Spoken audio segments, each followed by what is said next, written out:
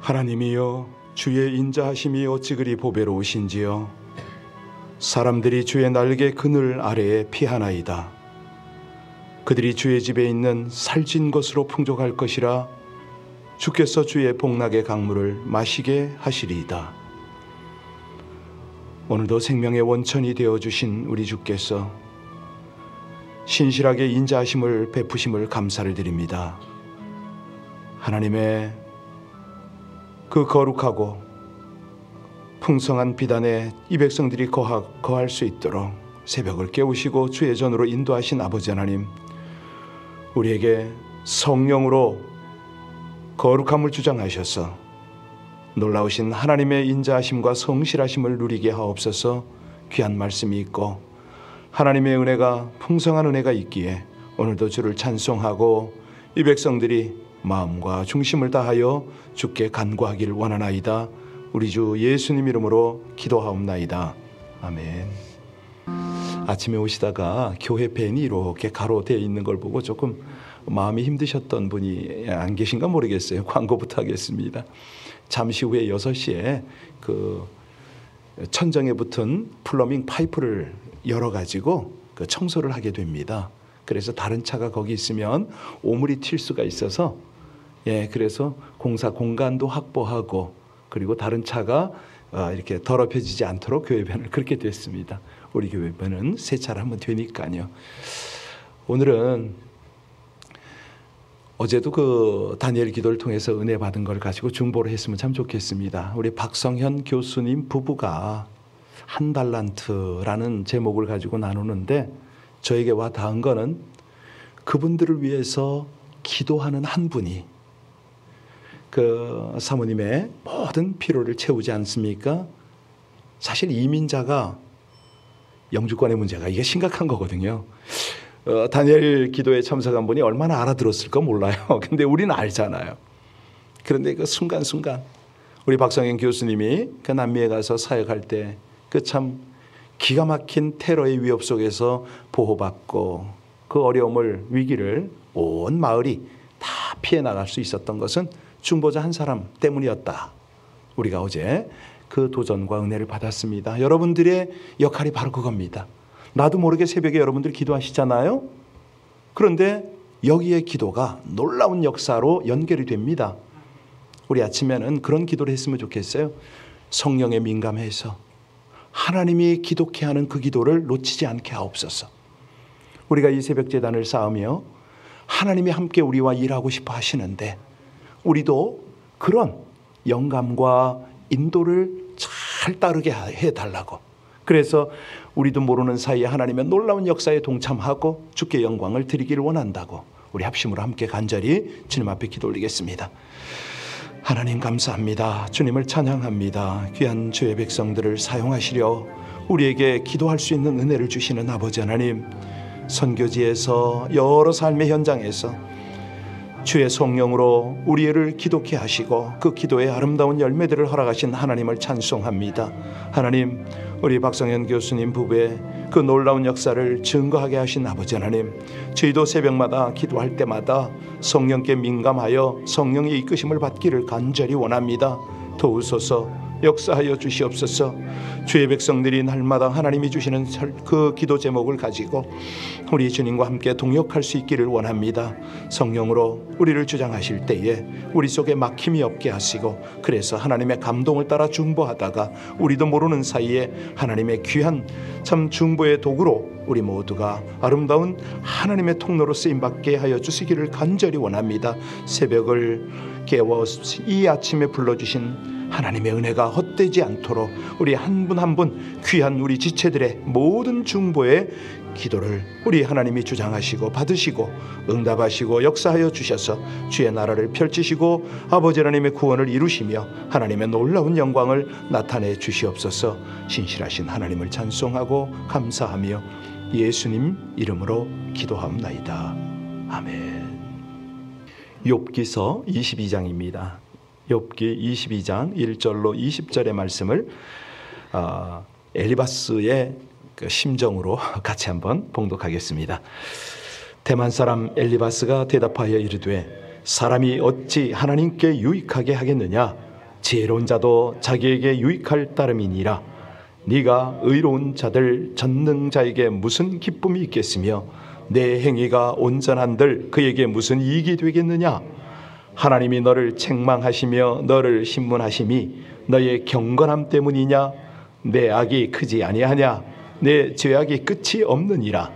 까닭 없이 형제를 볼모로 잡으며 헐벗은 자의 의복을 벗기며 목마른 자에게 물을 마시게 하지 아니하며 줄인 자에게 음식을 주지 아니하였구나. 권세 있는 자는 토지를 얻고 존귀한 자는 거쳐 사는구나. 너는 과부를 빈손으로 돌려보내며 고아의 팔을 꺾는구나. 그러므로 올무들이 너를 둘러있고 두려움이 갑자기 너를 엄습하며 어둠이 너로 하여금 보지 못하게 하고 홍수가 너를 덮느니라. 하나님은 높은 하늘에 계시지 아니하냐? 보라, 우두머리 별이 얼마나 높은가? 그러나 내 말은 하나님이 무엇을 아시며 흑암 중에서 어찌 심판할 수 있으랴? 빽빽한 구름이 그를 가린즉 그가 보지 못하시고 둥근 하늘을 거니실 뿐이라 하는구나. 네가 악인이 밟던 옛적 길을 지키려느냐? 그들은 때가 이르기 전에 끊겨버렸고 그들의 터는 강물로 말미암아 함몰되었느니라. 그들이 하나님께 말하기를 우리를 떠나소서 하며 또 말하기를 전능자가 우리를 위하여 무엇을 하실 수 있으랴 하였으나 하나님이 좋은 것으로 그들의 집에 채우셨느니라. 악인의 계획은 나에게서 머니라. 의인은 보고 기뻐하고 죄 없는 자는 그들을 비웃기를 우리의 원수가 망하였고 그들의 남은 것을 불이 삼켰느니라 하리라. 아멘. 우리가 무엇인가를 채우는 것, 이건 참 굉장히 인생에서 필요한 것이죠. 중요한 문제이기도 합니다. 어떤 타 종교에서는 비움을 이야기하는데 비움보다 더 중요한 것이 채우는 것이죠. 왜 비우느냐? 채우려고. 그렇지 않습니까? 그런데 비우는, 다시 말하면 비워서 해탈을 하는 그런 것도 참 필요합니다만은 더 중요한 것은 그 빈 마음의 진리, 곧 하나님, 영원한 생명을 채우는 것이야말로 아주 중요하지 않겠습니까? 그런데 이 사람이요, 무엇을 채우려고 하는가? 이건 사실은 인격입니다. 인류의 가치 척도이기도 하지요. 우리의 부족을 알고 채우려고 하는 것, 이것은 온전함으로 나가는 첩경이기 때문에 그렇습니다. 그런데 때로는요, 넘치면 모자라는 것만도 못할 수가 있습니다. 부족한 만큼 채우긴 해야 되는데, 그러다 보니까 이제 우리가 어떤 두려움이 있냐면 빈 공간에 대한 두려움이 있습니다. 그래서 이거를 스피노자가 그런 말하죠. 공간 공포다, 이런 말을 하는데요. 누구나 비운 곳만 있으면 채우고 싶어 하는 것. 그럼에도 불구하고 이 자신의 부족함을 인정하고 채우는 데는 사람들이 자존심도 있고 여러 가지로 인색도 하기도 하고 그렇습니다. 왜냐하면 여러분 한번 생각해 보세요. 내가 찼다, 지식적으로 뭐가 됐든 내가 찼다고 생각하는 사람일수록 비어있는 사람일 수가 있잖아요. 왜? 없다고 할 때 많은 것이 있거든요. 모른다고 할 때 많은 것을 알고 있습니다. 내가 죄인입니다 라고 할 때 비로소 의를 찾아 들어가죠. 접근이 됩니다. 고린도후서 6장 8절 10절에 보면요, 속이는 자 같으나 참되고 무명한 자 같으나 유명한 자요, 근심하는 자 같으나 항상 기뻐하고 가난한 자 같으나 많은 사람을 부요하게 하고 아무것도 없는 자 같으나 모든 것을 가진 자로다. 이런 말씀이 있어요. 아시죠? 그러니까 예수 안에서 나의 부족함을 발견하고 그것을 채운 사람의 당당함, 바울의 그 어떤 긍정적 자세를 우리가 볼 수가 있잖아요. 그래서 루터가 그런 말을 합니다. 갇힌 자만이 자유롭게 될 것이다. 가난한 자만이 부자가 될 것이다. 약한 자만이 강하게 될 것이다. 겸손한 자만이 높임을 받을 것이다. 이런 경제 이론분을 적지 않게 이제 저는 그 책을 통해서 또 실제로도 이렇게 뵙기도 하고 그랬는데, 세상에 부러울 것 없어라 그러잖아요. 북한 사람도 그럽니다. 노래는 그렇게 하죠. 여튼간에 오늘 우리는 욥과 세 친구의 설전을 쭉 지켜보고 있습니다. 어떤 말잘하기 시합을 한 것 같아요. 욥은요, 매 그라운드마다 세 친구를 상대해서 힘겹게 싸워야 했습니다. 친구들은 어떻게 해서라도 욥이 악인이라는 자백을 받아내서 하나님 앞에 끌어안치려고 이제 그렇게 하고 있지 않습니까? 그러니 욥은 뭐 환경적으로도 어려움을 당하고 지금 정신적으로도 어려움을 당하고, 그런데 친구들이 연신 그냥 아주 그냥 강하게 몰아붙입니다. 그런데 이 욥의 반격도 만만치 않거든요. 예, 그러니까 자기가 1대3 아닙니까? 어지간하면 이게 날아오는 그런 어떤 강한 펀치 같은 말에 지칠 법도 한데 맷집 하나는 되게 좋은 것 같아요. 아니, 몸 하나, 그러니까 목숨 하나 달랑 남았으니까 죽기를 각오하고 죽으면 죽으리라 하고 그냥 반격을 하고 있는 것 같지도 합니다. 우리가 지금 이제 오늘 22장부터 27장까지는 세 번째 라운드입니다. 세 번째 대화가 나오는데, 이 세 번째 대화에 나오는 친구들의 이제 공격이죠. 그러면 이거는요, 앞에 1차, 2차에 대비하면은 이 생소한 이슈가 별로 없습니다. 그냥 전에 했던 말을 지루하게 반복하는 그런 인상, 그런 느낌을 받아요. 그래서 그런지 소발은, 막내는 아예 나오지도 않고 이 엘리바스와 빌닷이 나오는데, 빌닷은 25장에 가면 6절밖에 말을 안 해요. 자, 이에 비해서 흥미롭게도 욥은 아주 대단히 길고 긴 그런 공박을 펼칩니다. 자, 3회전 3라운드에 들어왔다고 그랬잖아요. 여기까지 오니까 이 친구들의 기력이 다 소진됐습니다. 아니, 논리가 바닥이 난 것 같아요. 그런데 욥은 아직도 하나님과 친구들 앞에 쏟아놓을 말이 너무 많아요. 왜죠? 예, 억울한 고난을 당한 사람 마음속에는 뭐가 있다고요? 한이 있잖아요. 예, 엄청난 이 한이 쌓여진 한이 막 나오는 거예요. 어쨌든 간에 자, 더 이상 타결점을 찾지 못한 이 서로의 그 공전, 이런 내용을 가만히 보면, 예, 자, 여기서 우리 하나님은 우리에게 무엇을 지금 교훈하시려고 하는가 찾아 들어갈 수 있잖아요. 여기 엘리바스의 말인데, 이 하나님의 초월성, 이걸 언급하면서 말문을 엽니다.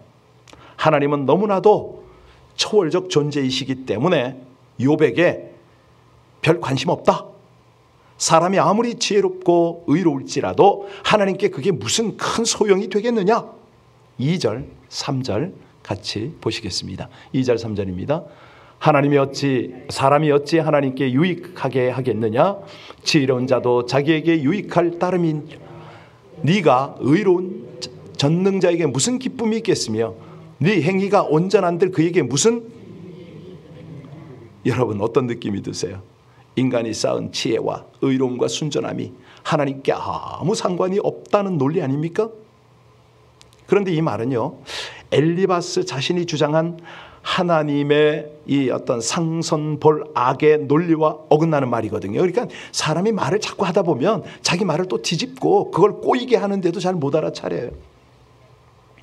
공의로운 하나님은 도덕적 질서가 자리 잡힌 세상에 의로운 사람 반드시 상을, 불의한 사람에겐 반드시 벌을, 이렇게 주장해 놓고는, 그러고서는 인간의 슬기와 정의와 어떤 경건이 하나님께 아무 쓸모없다. 이건 자가당착이죠. 자, 4절 5절 보시기 바랍니다. 4절 5절 같이 읽겠습니다.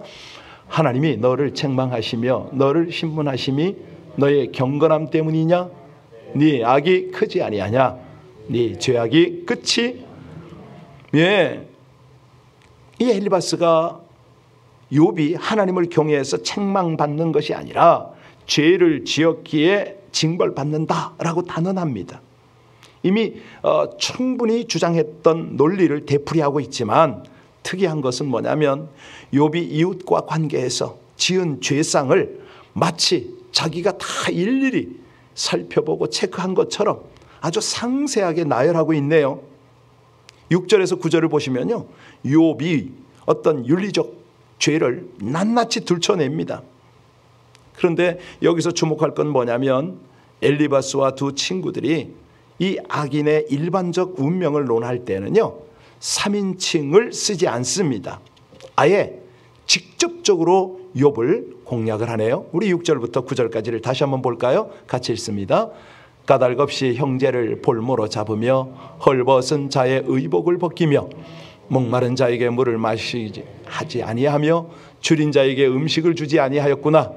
권세 있는 자는 토지를 얻고 존귀한 자는 거기서 사는구나. 너는 과부를 빈손으로 돌려보내며 고하여. 이제는 욥을 겨냥해서 직격탄을 날리고 있지 않습니까? 너는 그래 가면서 너는 이걸 이럴 수 있어.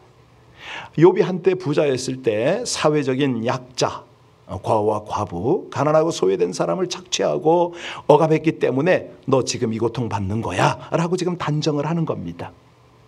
마치 욥의 일거수일투족을 지켜본 듯이 욥이 사회정의에 어긋난 그런 어떤 죄상이 있다고 들춰내고 있습니다.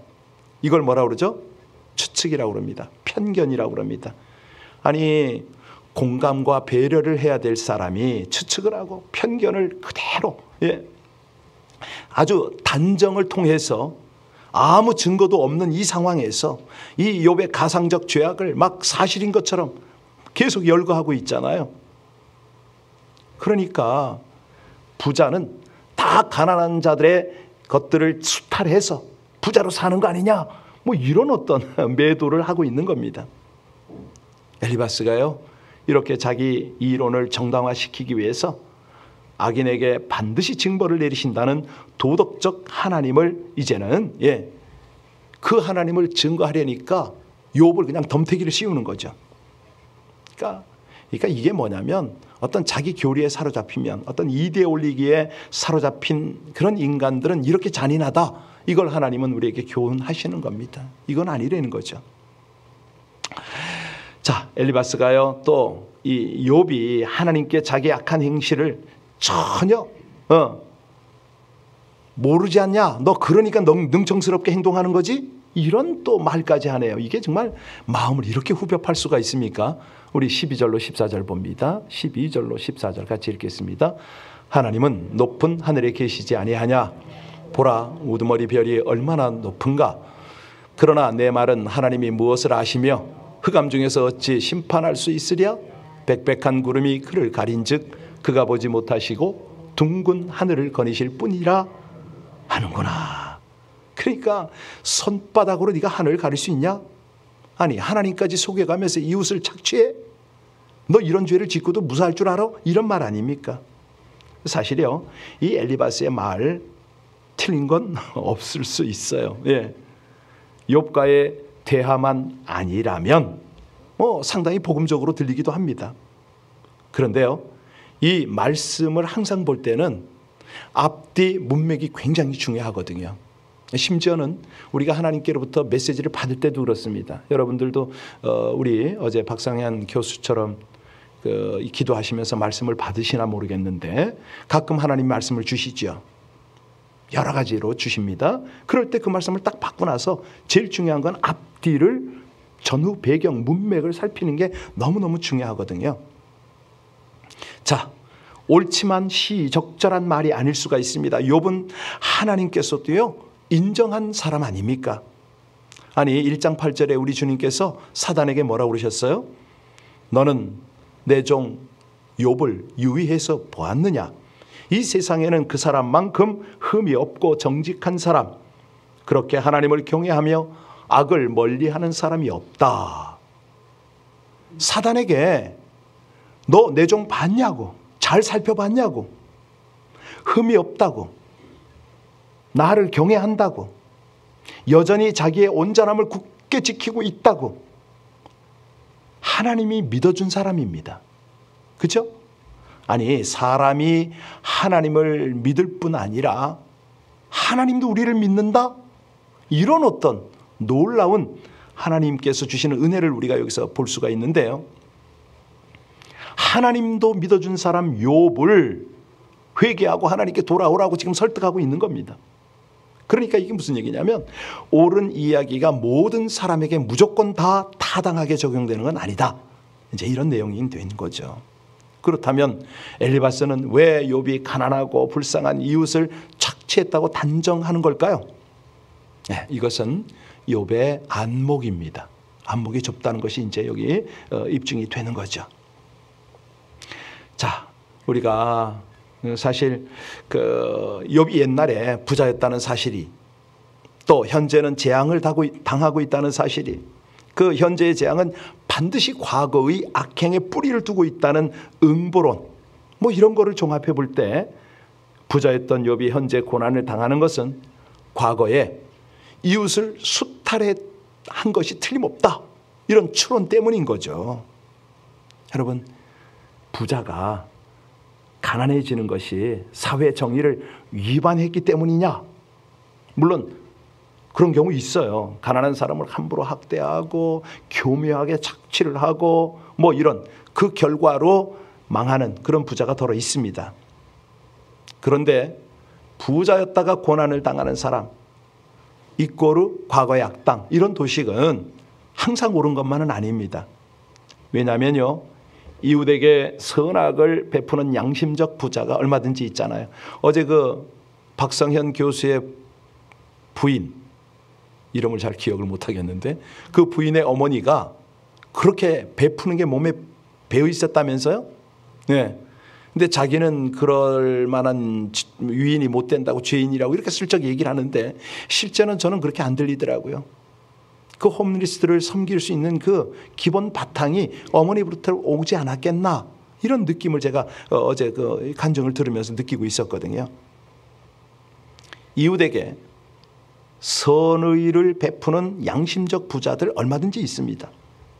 경주 최부자 아시죠? 예, 백리 이내에는 굶는 사람이 없도록 하라. 그 가문 내내. 예. 자, 이렇게 엘리바스의 말이 부당한 고통을 당하는 사람 욥과 관련된 말이 아니라면 사실은요, 기가 막히게 훌륭한 주장일 수 있습니다. 욥의 경우를 비롯해서 수없이 많은 경우에, 그런데 이게 다 적용되는 건 아니다. 자, 그래서요, 우리가 안목을 넓힐 필요가 있습니다. 의로운 부자, 양심적 부자도 얼마든지 있다는 거죠. 그런데 이제 여기서 우리 하나님이, 저는 이제 그런 깨달음을 얻었어요. 그래, 안목이 부족하고 편견을 가질 수가 있고 공감이 부족하고 배려가 부족한 이 인생 어떻게 하면 좋은가? 예, 엘리바스를 통해서 이걸 이제 깨닫는 거죠. 그러면 이 부족을 채워야 될 텐데 하나님께 이걸 고백하고 나가면 좋겠다.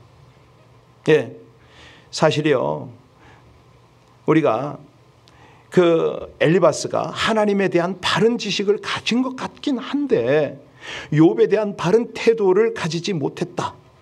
그러니까 이 부족을, 이걸 어떻게 하면 되지?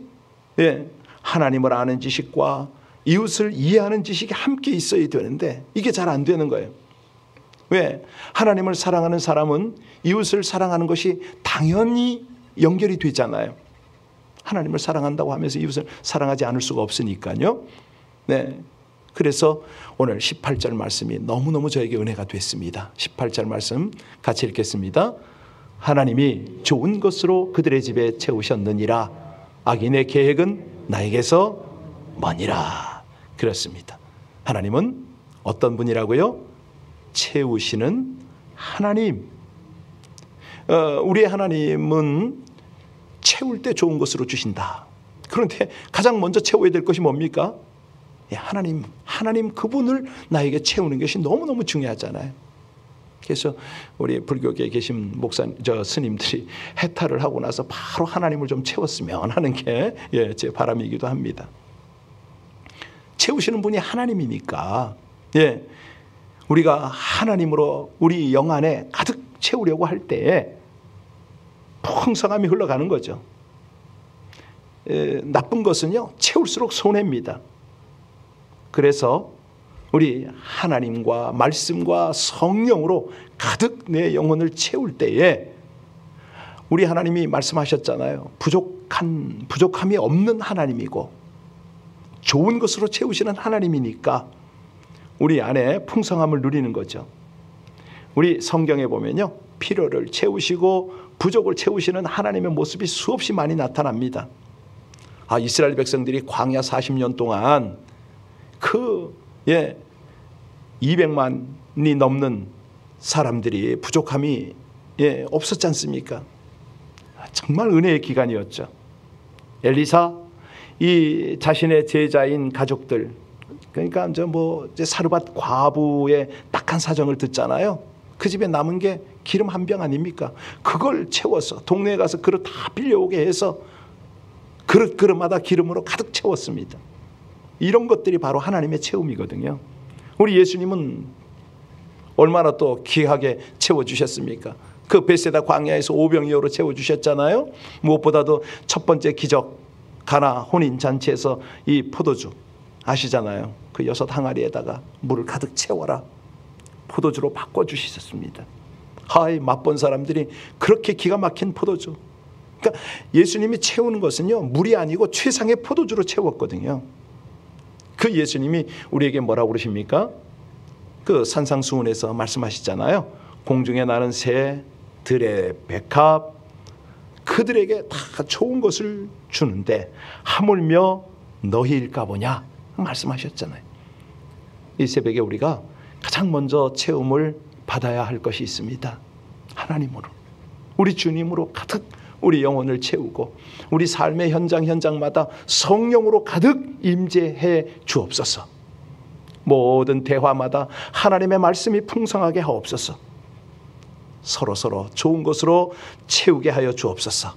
그리할 때에 우리 하나님께서 우리 모두를 통해서 풍성한 은혜를 나타내시고 영광을 거두실 줄로 믿습니다. 기도하시겠습니다. 필요를 아시고 가장 좋은 것으로 채워주시기를 기뻐하시는 하나님, 엘리바스가 욥을 죄인으로 규정하며 맹렬하게 공격하는 악한 모습을 보며 입증되지 않은 추론이나 자신 신념에 부합한 것만 기준 삼아 판단하고 정죄하는 저의 악함을 회개합니다. 자신 주장을 펼치기 위해 상대방 말을 왜곡 인용하는 잘못을 범하지 않게 하여 주시옵소서. 주변 지체들이 조언을 필요로 할 때는 하나님의 말씀과 사랑, 사실과 진리에 근거해서 온유함으로 지혜롭게 권면하고 섬기게 하여 주시옵소서. 가장 좋은 것, 하나님의 말씀과 예수님의 사랑과 성령의 충만함으로 풍성히 채워주셔서 도움이 필요한 이들을 겸손과 온유함으로 진리와 사랑을 전하며 섬기게 하여 주시기를 간절히 원하며 우리 주 예수님 이름으로 기도하옵나이다. 아멘. 방금 전에요, 오늘 카톡 기도 그대로 제가 읽었거든요. 근데 이게 갔는데 어떤 분들이 무슨 이런 걸 다 쓰냐고 하는 분이 있답니다. 그래서 제가 마음에 약간 좀 힘이 들더라고요. 나는 열심히 했는데 난 조금 더 잘 써보도록 노력할 텐데요. 무엇보다도 이렇게 하나님 말씀을 함께 나누고 기도할 때에 이런 것들이 와닿지 않겠나 생각이 됩니다. 혹시 장로님 교회 밴 근처에다가 파킹하셨나요? 네, 그걸 좀 빼셔야 될 것 같습니다. 네, 아침에 한 6시에 플러밍 작업을 한다고 해서요, 교회 밴 양쪽으로 차를 대신 분은 좀 빼주시면은 작업에 큰 감사합니다. 예. 네, 교회 밴도 바로 빼도록 하겠습니다. 네, 아침에 우리 함께 기도합니다. 하나님, 우리가 주의 영으로 가득 체험받아서 하나님이 원하시는 중보의 제목 가지고 하나님과 동역하는 이 새벽 되게 하옵소서. 그것이 우리 자녀의 문제일 수도 있고요, 아니 우리 성도의 일일 수도 있습니다. 선교사님의 일일 수가 있지 않습니까? 이 새벽에 하나님, 제 이 가란 영혼을 하나님의 은혜로 가득 채워주옵소서. 주의 성령으로, 주의 말씀으로 가득 채워주셔서 우리의 인생이 하나님과 동행하고 동역하는 아름답고 복된 우리의 신앙생활이 되게 해달라고 우리 함께 간절히 합심으로 기도하겠습니다. 하나님 감사합니다. 주님을 찬양합니다. 귀하신 아버지 하나님, 저희들에게 날마다 은혜를 더하여 주셔서 하나님으로 가득 채울 수 있도록 아버지 하나님, 사모하는 마음 주시고 갈급한 마음 주셔서 진실로 감사를 드립니다. 은혜와 은혜를 더하시는 하나님, 이 새벽에 불러주신 주의 백성들이 하나님의 감동으로 가득하기를 원합니다. 성령으로 가득 채움받기를 원합니다.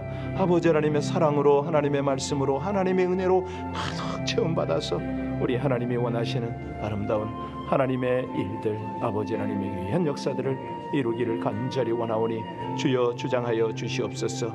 우리 주님 일마다 때마다 하나님 함께하여 주시고 우리 하나님이 행하실 모든 일에 우리의 기도가, 우리의 동역이 함께 되어질 수 있도록 주여 주장하여 주시기를 간절히 원합니다. 하나님 진실하시고 감사하신 우리 아버지 하나님, 은혜 위에 은혜를 더하여 주옵소서.